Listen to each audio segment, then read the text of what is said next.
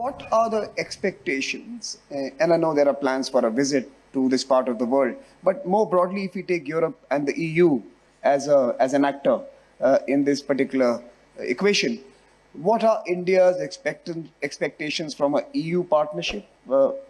That's the first part of the question. And the second, of course, is that you did make a very important point that maybe Donald Trump has popularized Arctic beyond the traditional circles of examination.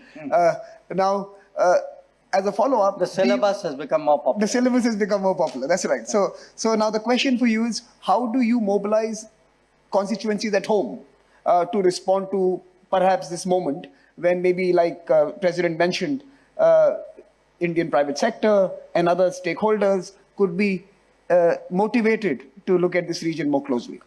Well, when you ask me about Europe, you mean on Arctic or generally speaking? Generally speaking.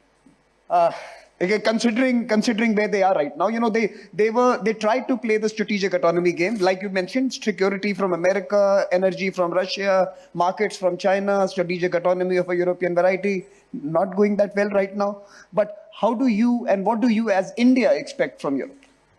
Well, look, when we look out at the world, Samir, we look for partners. We don't look for preachers.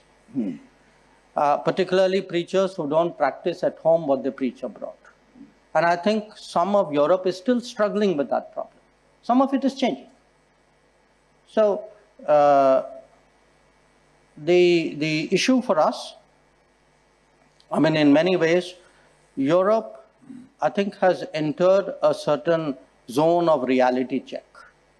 Now, whether they are able to step up to it or not, it's something we will have to see.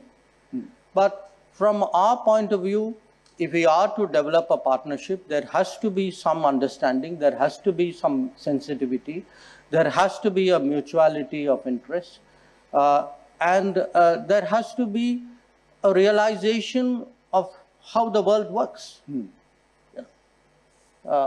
And I think these are all work in progress to differing degrees with different parts of Europe.